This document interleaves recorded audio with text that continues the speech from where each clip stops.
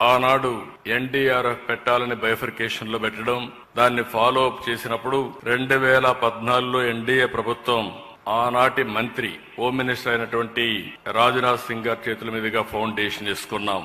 అదే మరి national institute of disaster management campus కి అయితే 2018 అప్పటి ఉపరాష్ట్రపతి వెంకయ్యనాయుడు గారి చేతుల మీదుగా శంకుస్థాపన చేసుకున్నాం. ఈ రెంట్ కూడా దగ్గర మనం చూస్తే 50 ఎకరాల భూమి ఇచ్చాం. ఈ రోజు పూర్తి క్యాంపస్ పూర్తి చేసి అమిత్ షా గారి చేతుల మీదుగా ఈ రోజు ఫౌండేషన్ మళ్ళా ఇనాగరేషన్ చేసుకున్నాం. దీనికి మనస్ఫూర్తిగా కేంద్ర ప్రభుత్వాన్ని అభినందిస్తున్నాను. ఆ రోజు స్టార్ట్ చేసింది కేంద్ర ప్రభుత్వం, ఎన్డీఏ ప్రభుత్వం.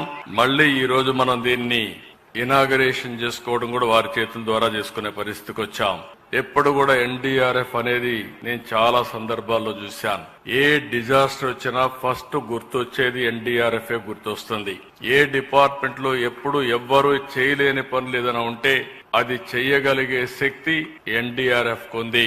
అది వాటర్ లో కావచ్చు, ల్యాండ్ మీద కావచ్చు, లేకపోతే క్రిటికల్ జంక్చర్ లో ఫారెస్ట్ లో కావచ్చు, ఎక్కడైనా సరే సమర్థవంతంగా ఎదుర్కొంటున్నారు. కొన్ని లక్షల మంది ప్రాణాలు కాపాడారు. కొన్ని లక్షల మందిని ఈ యొక్క విపత్తు వచ్చినప్పుడు వాళ్ళు కాపాడే పరిస్థితికి వచ్చారు. మన దేశమే కాకుండా విదేశాల్లో విపత్తు వస్తే 2011 జపాన్ ట్రిపుల్ డిజాస్టర్ వచ్చినప్పుడు, 2015 నేపాల్లో డిజాస్టర్ వచ్చినప్పుడు, 2023 టర్కీ భూకంపం వచ్చినప్పుడు సేవలు అందించిన ఘనత ఈ ఎన్డీఆర్ఎఫ్ కే దక్కిందని చెప్పి కూడా నేను మీకు తెలియజేస్తున్నా.